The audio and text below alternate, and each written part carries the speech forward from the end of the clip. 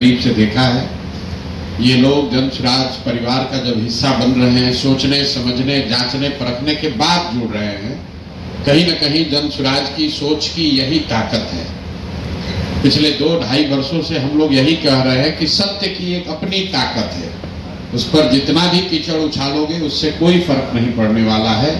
धीरे धीरे लोगों को पता चलेगा कि सही रास्ता कहाँ है, कौन सा दल, कौन सी व्यवस्था उनके और उनके बच्चों के भविष्य के लिए बेहतर हो सकती है। जहाँ तक रह गई बात चुनाव की, बिहार जीतने की, बिहार बदलने की, व्यक्तिगत तौर पर मैं रोज कहता हूँ, हमारे लिए जन स्वराज या ये प्रयास एमएलए बनना, मंत्री बनना, बिहार की सरकार में शामिल होना, ये हमारा जीवन का उद्देश्य नहीं है। इसलिए जन स्वराज नहीं बनाए। जिसको थोड़ी बहुत भी राजनीति की समझ है वो जानता है कि अगर हमको एमएलए एमपी बनना होता, मंत्री बनना होता, तो उसके लिए इस तरह के किसी प्रयास की जरूरत नहीं है। आप जिस राज्य का नाम ले लीजिए, उसी राज्य से हम एमपी एमएलए बन सकते हैं, कोई पार्टी बना लेगा। हम यहाँ पर ये जो व्यवस्था शुरू कर रहे हैं, इस देश में गांधी के आदर्शों पर, व्यवस्थित तरीके से गांधी के आदर्शों पर चलने वाला एक कोई विकल्प बने, भले छोटा प्रयास है।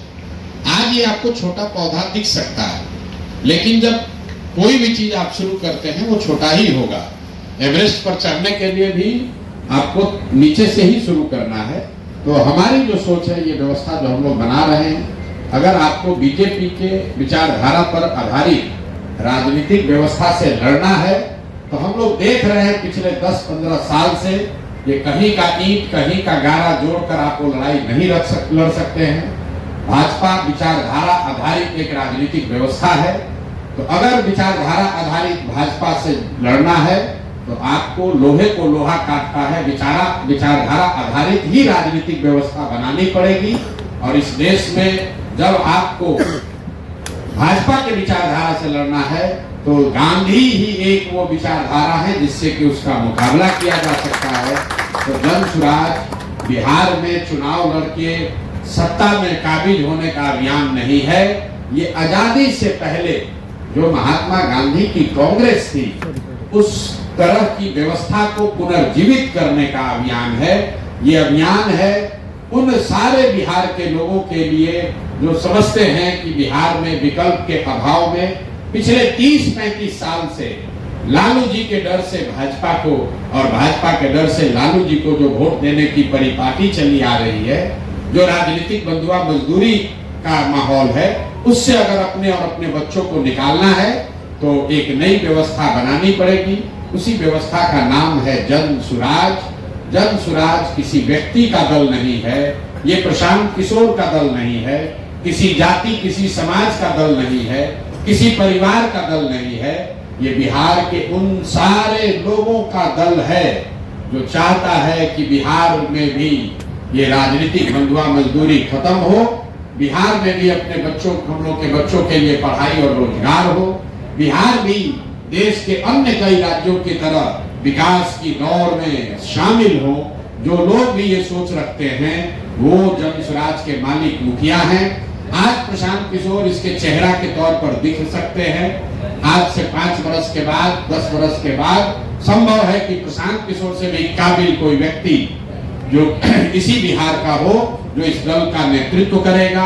वो मुस्लिम भी हो सकता है, वो अति पिछड़ा भी हो सकता है, वो सामान्य वर्ग का भी हो सकता है, वो दलित समाज का भी हो सकता है। जाति और पारिवारिक पृष्ठभूमि का ध्यान में न रख के सिर्फ और सिर्फ मेरिट और समाज के लिए कुछ करने की क्षमता के आधार पर इस दल को चलना और बढ़ना है। आप दोनों लोग का मैं तहे दिल से शुक्रिया अदा कर रहा हूं और एक ही बात कह के खत्म करूंगा कि चाहे कुछ भी हो जाए, जब तक मैं इस व्यवस्था से जुड़ा हूं, 2 बातें बिल्कुल आप लिख लीजिए कि मेरे आचार विचार व्यवहार से ऐसा कुछ भी नहीं होगा जिससे कभी जीवन में आपको इस दल से जुड़े होने से शर्मिंदगी उठानी पड़े। और दूसरी बात, जिस ईमानदारी और शुद्धता से मैंने इसका नींव रखा है, जब तक मेरी जिंदगी है, उस ईमानदारी और शुद्धता में कोई कमी नहीं आने दूंगा। उससे कोई कॉम्प्रोमाइज नहीं होगा, ना विचारधारा के आधार पर, ना व्यवहार के आधार पर। कॉम्प्रोमाइज नहीं होगा, चाहे 10 बरस लगे, 20 बरस लगे, सफलता मिलना नहीं मिलना अलग बात है, लेकिन ईमानदारी और शुद्धता से कॉम्प्रोमाइज नहीं होगा। और जो बात हम लोग कह रहे हैं उस पर पूरी तरीके से कायम रहेंगे, कोशिश करेंगे कि अपने आचार विचार से ऐसा व्यवस्था रखें ताकि आपको हमेशा ये लगे, कोई समाज में हमेशा लोग यही कहे कि नहीं भाई आप अच्छे लोगों के साथ हैं, अच्छी व्यवस्था के साथ हैं, अच्छी सोच के साथ हैं। जीत और हार तो ऊपर वाला तय करता है, हम लोग निमित्त मात्र हैं, हम लोग अपना काम कर सकते हैं, लेकिन अच्छा करेंगे, अच्छी सोच के साथ करेंगे, अच्छी भावना के साथ करेंगे तो लोगों की दुआओं में दम है, जीत तो अपने आप मिलेगी। इन्हीं शब्दों के साथ आप दोनों साथियों का, आप दोनों भाइयों का इस परिवार में फिर से स्वागत, अभिनंदन, शुक्रिया, बहुत बहुत धन्यवाद।